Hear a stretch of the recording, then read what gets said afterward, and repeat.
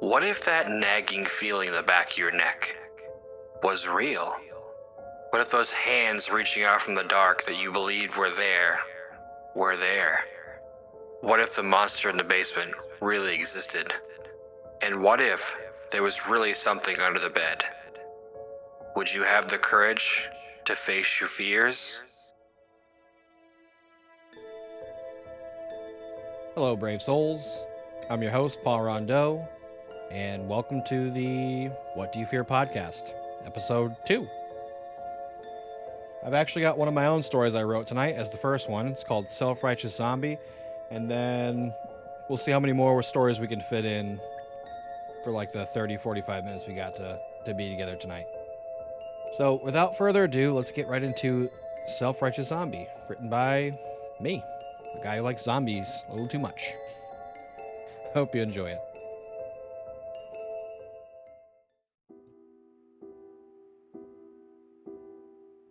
I really thought I'd see the signs of something like this happening. Figured when something like this happened, that I'd actually start looking at the news more consistently. I'll be honest though, I didn't realize anything crazy was happening until it was knocking on my front door. The sounds of sirens have been increasing over the last week, but I figured it was the peak of summer and people were out causing more problems than normal. I was obviously wrong, but I wasn't ready to see the face of the man that was slamming on my door. He had milky white eyes, skin so thin you could see his veins, and worst of all, he was missing a large portion of his cheek.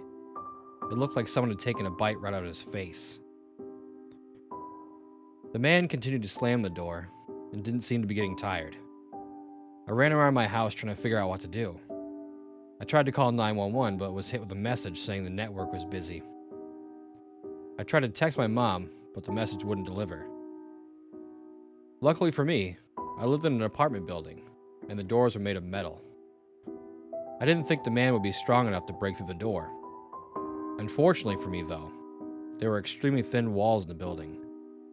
I could hear my neighbors snarling from the other side of the wall. He must have heard me through the wall because I could hear him slamming on the side of the wall. So now I'm stuck between a rock and a hard place. I've got one at the door and one slamming on my wall. I figured I might be able to take on my neighbor if he managed to break through the wall. I went to my closet and grabbed a baseball bat that my dad had bought for me in case an intruder broke in. At the time, I thought it was pretty dumb, but I was thanking my lucky stars that he bought it for me now. By the time I got back to my living room, I could see the wall shaking as he was making his way through the drywall. He slammed his hand through the drywall, punching and kicking his way through. I pleaded for him to stop, but deep down knew there was no way I'd be able to reason with him. I swung the bat and made contact with his leg. I saw the bone in his leg pop out of the other side and started to dry heave. This didn't seem to slow him down much either.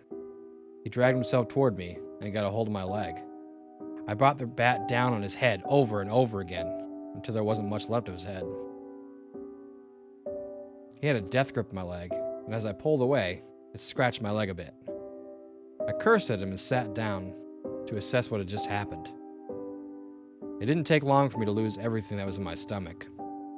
Once I'd recovered, I walked into my neighbor's apartment to make sure there wasn't anybody else in there. Luckily for me, he was the only one in there. I heard a screaming coming from the hallway, and it sounded like the man that was at my door finally went away. I used this as an opportunity to finally take a look out the window. It was worse than I could have ever imagined. Everything looked like it was on fire. You could see plumes of smoke rising out of the buildings, and everyone seemed to be running around aimlessly down the streets. I guess it could be worse for me. I could be down there right now. I realized then that it felt like I was burning up. I must have passed out after that because when I awoke, it was much later in the day. I originally freaked out when I got up because my door was wide open. I poked my head out into the hallway and saw that there were traces of blood up and down the hallway. I tried to close my front door, but whoever had kicked it in had done a number on it, and it wouldn't close anymore. I noticed then that everything looked a little off. It felt like I had beer goggles on, and and I was having a hard time walking in a straight line. I must still be groggy from waking up. It's the only thing that makes sense to me. I looked out the window and saw armored vehicles parked outside. From where I looked, they seemed to be shooting unarmed civilians as they ran toward them. The military must have orders to kill anyone that's in the infected zone. I knew it was only a matter of time before they would start clearing the buildings and find me here. I needed to get out of there before they killed me too. I ran into the hallway to make my way out of the building. I needed to make it down 3 floors to make it to the lobby. I tried knocking on the doors to let other survivors know they should get out of the building too, but was met with silence. Everyone else must have evacuated or was shot already. I made my way through the hallways until I made it to the stairwell. I saw another survivor who looked at me for a moment and then just ran in the opposite direction. The man must have just killed one of those things too, because his clothes were covered in blood. I looked down at my own clothes and realized they were also covered in a dark crimson color. Hopefully soon I can find some place safe I can get clean and wash this day off myself.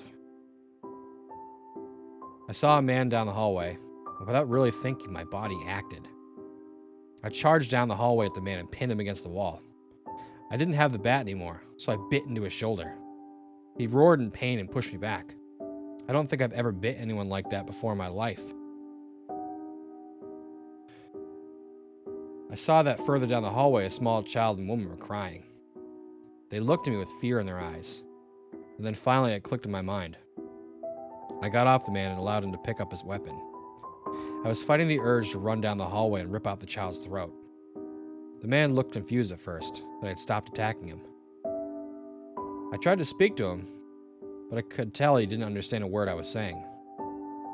I ran in the opposite direction and threw myself out a window. I fell 2 stories and didn't really feel a thing. If a fall wasn't going to do it, then I had a pretty good idea what would. I ran in the direction of the other survivors, toward the sound of gunfire. I greeted the bullet that graced my skull with open arms.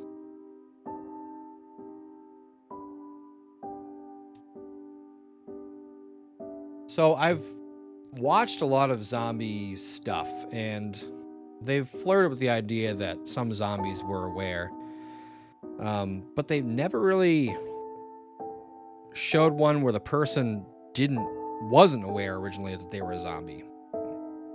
You know, that's why his vision was kind of screwed up, because, I mean, his eyes are dead now.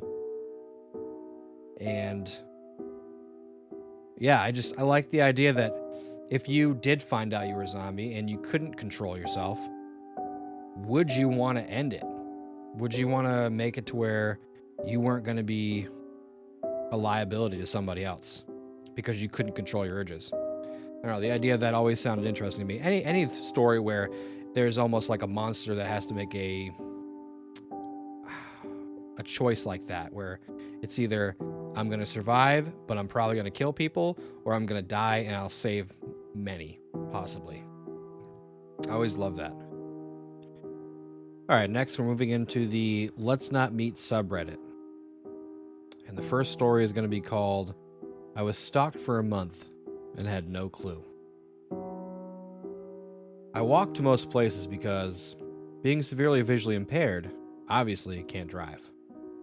I walk at night during summer, which lasts anywhere from April to October if we're lucky. This is probably not the safest idea, but I'm from Texas, so temperatures of 100 degrees aren't unusual. One of my usual destinations was a convenience store a few blocks from my previous house. I set out one night, normal, to get myself some Pepsi and a candy stash. Our town isn't very big, and most people drive everywhere. It's very unusual to come across anyone else on my route to the store. But that night, a man appeared out of nowhere and started talking like he knew me. He asked me where I was going, and I told him. It wasn't unusual for people to keep watch on me because hard of hearing, blind girl with 4-arm crutches. This guy had no reason to be there and was walking way close behind me. He asked me where I was going, and I told him, just in case I was overreacting. I sped up as much as I could, since the since this part of the route is very dark with only a subway that had closed for the night. He definitely wasn't there for a $5 footlong. I tried to appear calm, though the alarm bells were ringing, and I was shaking to the point where I was afraid I'd drop a crutch, which was probably the worst thing that could happen right then. Especially after starting asking what I liked in the bedroom, and he could easily have his way with me in the ditch, and no one would know. He felt sick but continued walking. Or I felt sick but continued walking. The store was only 20 yards away. I knew the guy was on the graveyard shift.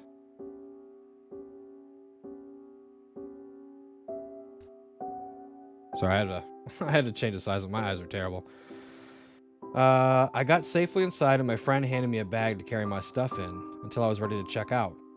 When I got up to the register, he began speaking loudly enough that my ears hurt and I had to turn my hearing aids down because it hurt my ears. "Hey, sweets, did you ever find my 3DS? I played along and he opened the half door thing and I sat on the stool like it was normal. Creepy dude came over and slammed his Bud Light and a 10 on the counter. After being handed his change, he went outside. He's still out there by the S machine. After about 20 minutes, he still hadn't left. My friend called his manager, and after explaining the situation, he told him to lock up and run me home. He did, and even walked me to my door. I put the key in the door, and we stepped inside. Catherine said to give you this. He handed a keychain and showed me how to lock and unlock the pepper spray. Call us before you come from now on. He's come in after you for the last 4 weeks. He left, and I made sure every door and window was locked. So, creepy dude. Let's never meet again." You know, as somebody who walks at night, like my favorite time to walk is at night. Hands down, it's my absolute favorite. And at one point, I was staying up really, really late, which I am tonight. It's almost 1 o'clock in the morning. But I love to walk at night, but I don't have the same fear of walking at night that a woman might have. You know, I'm not really worried about someone coming to get me. I'm worried about something coming to get me, especially if I'm listening to something spooky. But yeah, the fact that some creepo would follow this girl who had crutches, was visually impaired, and was just trying to go get like a drink.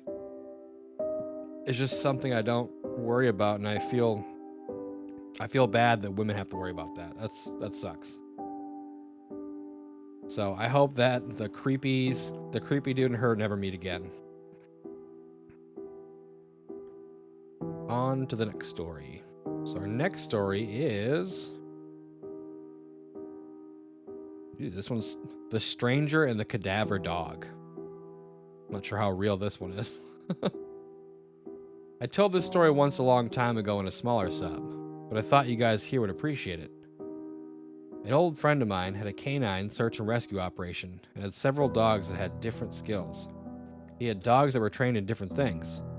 One for search for human remains, one that was trained to search for live survivors, including through the rubble of accidents or disaster sites, and even a little dog that could detect bed bugs. I would sometimes help in the training of the dogs by hiding in the woods or in hard-to-reach areas, and I loved doing it.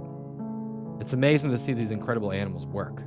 Plus, I love them. And I sat with them a lot when he was out searching in different parts of the country for actual victims. One afternoon, we walked through the park with the cadaver dog, a beautiful German shepherd who was the face of the company, not working. But we did our canine search and rescue attire on when a man approached.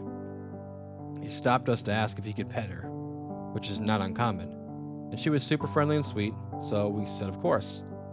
The weird thing is that the moment he stopped, the dog immediately gave her signal and laid down right by his feet. My friend and I looked at each other almost in horror because the dog was signaling that she detected human remains. She was the most experienced of all the dogs and would not have made a mistake. It was clearly her signal. It spooked us both so much that we cut the conversation short and left quickly. To this day, we have no idea what that was about. I should also add that she was trained to detect human remains. She was taught not to alert on animal remains.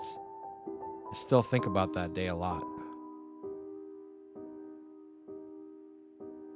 Yeah.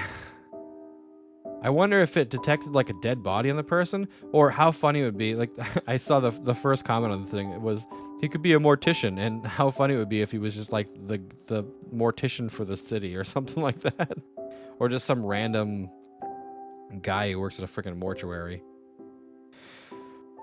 But that was posted by Gourd Hoarder, and sorry, the first one was posted by CoffeeCat086 about 10 days ago.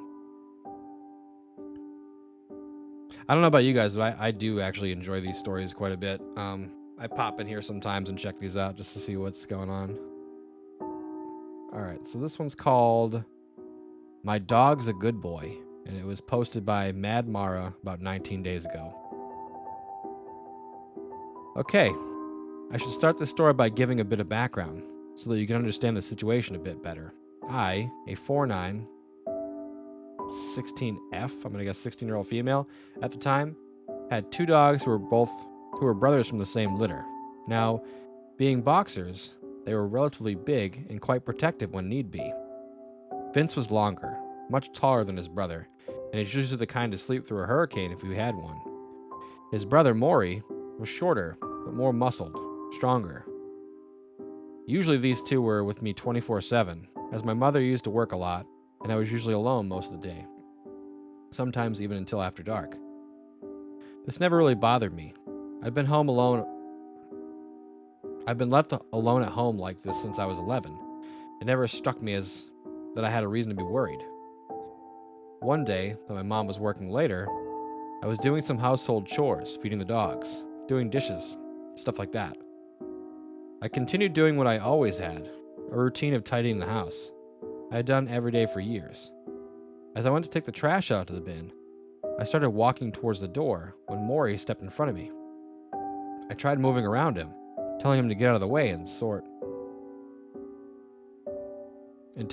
way, but he refused to budge. This was certainly odd, and looking back on it now a few years later, I realized he was probably trying to stop me from walking outside. We continued like this for a few moments, me trying to get past him, and him, of course, never moving from his spot. He was quite heavy as a big dog. It was difficult to lift him and even harder to get him away from something. Now, in the time we've been going back and forth with this interaction, Vince stayed happily asleep on his dog bed. I should note that from my kitchen, you can see the living room and bathroom. Usually we use the side door for the kitchen to enter and exit the house since it's attached to the carport. After a couple more minutes, I heard something I hadn't expected when I made one last desperate attempt to move Maury from his spot. He growled, which wasn't unusual as he always growled plenty in his life. What was unusual was that he growled at me. He had never done that before, not once. But for that reason, and that reason alone, I decided not to take the trash out that night. I simply tossed it in another room and left it be. A short time passed, maybe a half an hour or so. I had gotten settled in my chair to watch some movie while I waited on my mom to come home. While I was watching the movie, I suddenly heard a quiet knock at the side door. As I mentioned earlier, you can clearly see the living room from the kitchen, so I heard the knock pretty well. It was already after dark, so I figured it was just my mother, and she had somehow forgot her keys. I got up, went into the kitchen, and out of the corner of my eye, I saw the hook near the door. The keys weren't there. To some people, that's not a big deal, but to me, it meant that the person knocking my door was in fact not my mother. My mom is a bit of a routine-obsessed person, so if she actually had forgotten her keys, they would always be on the hook. I took a breath, preparing myself just not to answer the door, or if they didn't leave, just to tell them I wasn't interested in whatever was happening and that they should leave. Thinking about it now, I really wish I hadn't even looked out the window of the door. I wish I had just sat back down, called my mom, and stayed out of sight. But of course, I walked in front of the front door and immediately came face to face with a figure on the other side of the window. Now it was really dark, with just my neighbor's light shining from his porch, so I could only make out a couple things of this guy. He was tall, me having to peer up at him through the window to look at his face. He had long hair that looked like a shadow over his shoulders in the dim light, but the only facial feature I could really see were his eyes. God, I wish I hadn't seen them. I could see the spark of interest flare in them as he perked up when he saw me. They were wide and staring down at me. He took a step towards my door, stepping up on the first of 2 steps. I heard him say something along the lines of, "My car broke down nearby. Could I come in and use your phone?" Immediately, I thought of every bad thing that I've ever had heard happening to a teenager home alone and tried to compose my nerves. I'm not sure what it was, but something told me not to trust this man standing on the other side of my door. I shouted back a quick no and an apology, hoping he was telling the truth and would just go to the next house over. But he didn't. Instead, he simply said it again, quite a bit louder. I thought for a quick moment he hadn't heard me, but then again, I know now that he was most likely had. So I instead became a bit more confident. "I'm sorry, I can't help you. Go to the next house," I shouted louder. For a moment he paused, as if contemplating what to do. Then he knocked again, louder than the first time I'd heard it. My heart rate increased as I stared at him. When I didn't react, he started to loudly bang against the door. I took a step back, praying to whatever God that he would either leave or my mom would be home early. I was usually a quiet girl, but my mom was a badass redneck with a raptor knife. She could take him. He started to bang on the glass after a moment, my mind racing 1,000 miles an hour. Should I hide? Run? My phone was in the other room and I was scared to take my eyes off this guy. I was sure he would break through the glass. The banging was vibrating my eardrums, and apparently it was vibrating Maury's too. I saw him creeping up past the doorway, bending his head, teeth bared. He started to bark loudly. The guy stopped a moment, trying to see into the window at the floor where Maury stood. When he stopped barking, the guy mistakenly tried to jiggle the door handle. Now that's when Vince woke up. I swear to God, for a dog that was dead asleep 5 seconds prior, I'd never seen him move that fast, ever. In only 2 seconds, Vince had his paws up on the door, growling like a hellhound at the devil's side at this man outside my house. The guy jumped, fell back, and bolted it. I heard him say something as he started to run away and saw another shadow. My mom came home shortly after I had sprinted across my carport to my neighbor's. We called the police after I explained what had happened, and my neighbor had dragged his shotgun out before they even got there. He had insisted on looking for the guy. The police had said someone tried to pick the lock on my front door, but there was a lot of stuff in front of it. It was really old, so it didn't open anymore. I went to bed that night, uneasy and so very thankful I had 2 dogs who were not only strong and big, but one that was vigilant and one that could practically kill if you let him. A few weeks went by, and we hadn't heard from the cops, so eventually I stopped trying to think about it. Another month went by, and although I was a bit scared of being home alone, nothing else seemed to happen. Then we got another visit from the cops. What they told me made my heart sink in my chest and still gives me chills to this day. They had caught the guys and realized they were stalking me. Yes, guys, plural. There were 2 guys, and they had apparently been stalking me without my knowledge for months. They had several photos of me, words they had written over them, awful words. The police have been fairly adamant that I changed my locks, since they caught 2 guys and there were evidence of a 3rd. We moved shortly after that. I still pass by that house sometimes, when I go to visit friends or do stuff around that area. A chill runs down my spine every time I do. To think they could never caught one of those guys was scary enough. The fact they tried to break into my house was worse, not to mention that I hadn't even known they were watching me. I still think about it even now a few years later. I dread what would have happened if my dogs weren't there, and I dread even worse about what they had planned to do if I had opened the door or they had successfully broken in. I suppose they weren't expecting my dogs since our backyard is fenced, and they most likely stayed indoors since it was so hot where I lived. I thank the universe every day that I had them, especially now. My mom never worked until after dark again after that, which in all honesty was fine with me. So to the man they still haven't caught, let's not meet. I'll be honest, the man they haven't caught, get fucked. You're a fucking weirdo. And no one fucking likes you. This is another one of those things where, like, this isn't something I worry about at night. Don't get me wrong. I make sure all my doors and shit are locked. But, yeah, I'm not, like, 100% worried that someone's stalking me either. Who is going to stalk a big fat dude? Like, no one's interested in trying to, like, stalk me. But I do have kids, and that kind of the shit scares me. Especially when they get a little older. I have little kids right now, but I mean, I have a daughter, and to think that someone could stalk her is really, it freaks me out. Okay. That was a good one. That was a long one. All right, we'll do one more and we'll call it tonight. So this one is called The Man by the Shed. It says it's long. It was posted by Danny Eel. I'm probably saying that wrong. And it was posted about 20 days ago. So let's check it out. So my boyfriend, 23-year-old male, and I, a 23-year-old female, recently decided that we wanted to take the new tent we bought on its first trip. The tent was one of those that hooks up in your car to provide more storage space, and we were excited to try it out. We had planned a kayaking trip the next day at a kayak rental shop. It was supposed to be nice, inexpensive, outdoorsy weekend getaway. We tend to book things last minute, so all the state parks and professional campgrounds were full. Hang on, drink. This led to a website that is essentially an Airbnb for campsites. The place we chose was a 100-acre property just 20 minutes south of the kayak shop. Of all the sites in the area, it was described as having working bathrooms, showers, it allowed for campfires, and all the sites were car accessible, important for a car-dependent tent. The site was also the most reviewed in the area with the 3 5 out of 5 star reviews. The area was very rural, so we did not think much about the low number of reviews for any of the campsites. The renter was Mary, who only texted us updates, but seemed sweet.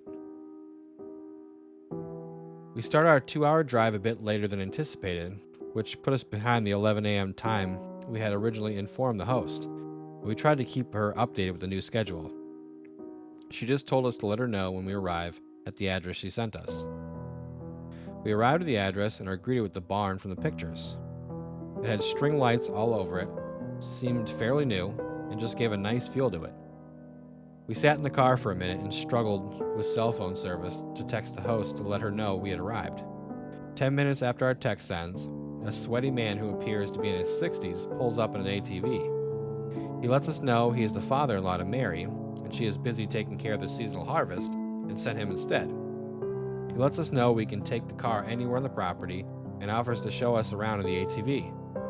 My boyfriend, visibly uncomfortable, declines the offer and asks for a few more questions about the woods and how far into them we are allowed to take the car. Anywhere.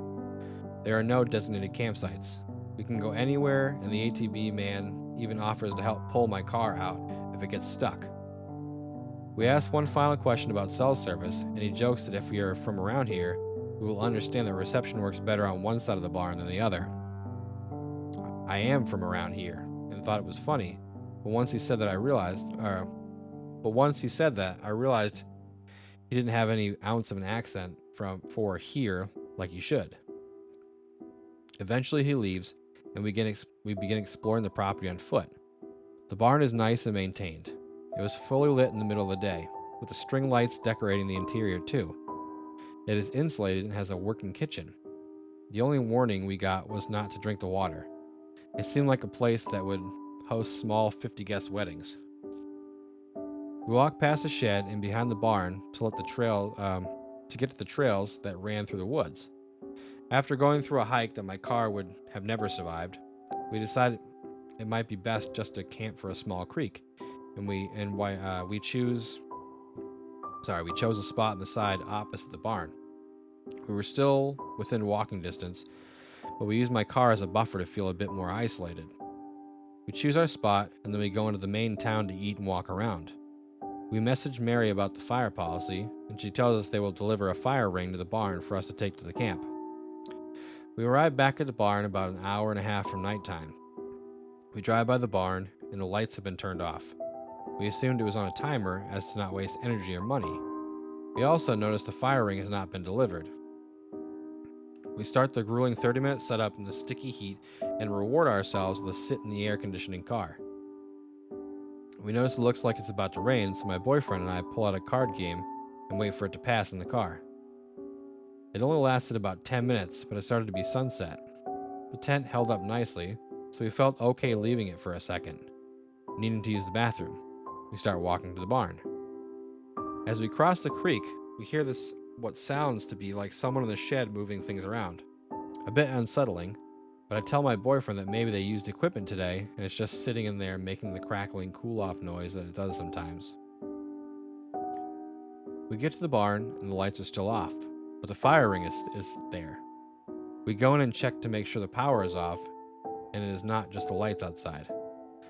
None of the light switches still will work, so we assume the power is cut. Again, maybe it's just on a timer. No worries. We step out of the barn and get 10 feet away, and we hear a hum in the distance to the opposite side of the shed. The power to the barn is restored. We change direction to use the bathroom. As soon as we step inside, the power cuts. I start to get a weird feeling, and I can tell he was too. I look to my boyfriend and say, maybe they're just watching us. I immediately followed up with, no, that's a lot worse. We walk back outside, and the lights turn on. My boyfriend says we need to leave, and I have the same gut-wrenching primal fear. We put the ring back to the barn, since we had moved it 10 feet, and the barn lights start flickering. We briskly walk back to the car. Being from Appalachia, however you say it, I know better than to run. The 30-minute setup was torn down and packed up in 5 minutes, and we jump in the car and lock it. I managed to get my car going, thanking God the rain did not get my car stuck. We start toward the driveway, and just as we made it to the road, my boyfriend looks back and sees a man standing by the shed watching us. As soon as my car pulls off onto the road, we get a text from Mary letting us know that the fire ring is out by the barn. She also informs us we are welcome to stay in the barn if the rain has messed up our camping experience. We arrive at a nice hotel, willing to splurge for safety. At this point, it's 10 p.m. at the earliest. A sweet older lady checks us in. Desperate for validation and just comfort from anyone, we tell her what we had just happened to us at the campsites. She looks shocked. She asks if we had seen the news lately, which we both respond that we had not. The lady tells us that couples in the state have been going missing. All of them had gone camping. 3 couples were truly missing, and one was recently found on the side of the freeway slashed to near death. They are, to the time of posting, still recovering in the hospital. We couldn't find many articles about where in the state, but the look in the lady's face suggested it was near us. We get to our room and text Mary back to tell her we are not staying. Thank you for staying with us. We lock the door, and I break down in tears. I will not forget the feeling I got at the barn. The primal fight or flight feeling, and the feeling of being watched. I feel it in my throat just writing this. I never want to experience again. So to the man by the shed who watched us drive away, let's never meet. Yeah, the first comment is safe to assume Mary is not Mary. Could you imagine if it was just some psycho dude that owned that place and he was letting he was basically just like bringing people in there to murder them. What an awful fucking thing. I'll be honest, I try to stick with like state parks. It's almost not like what is it, like safety in numbers kind of thought process. Like I recently took my kids camping, I don't know, a few weeks ago, and it didn't feel that freaky because I'll be honest, we had so many people in the house. It was kind of insane. My kids loved it because it was a bunch of kids, but it didn't really feel like camping. But at the same time, I wasn't really worried about anything either because there was just so many people. There was just no way that anyone was really going to get away with anything sketchy. But yeah, I hope you guys enjoy these Let's Not Meet things. I don't know. I just needed something to kind of buff up this episode with, but I do love these stories. I know they're not supernatural in nature, but to me, sometimes actual scary stuff that happens in real life is way scarier than some story someone writes. You know, and this one kind of freaked me out a little bit too. It kind of gave me the goosebumps, just because how real does that feel? It feels insanely real. But yeah, I hope you guys enjoyed the stories. Come back next time for some more spooky stories. Hopefully I'll have another original for you. And as always, remember to face your fears.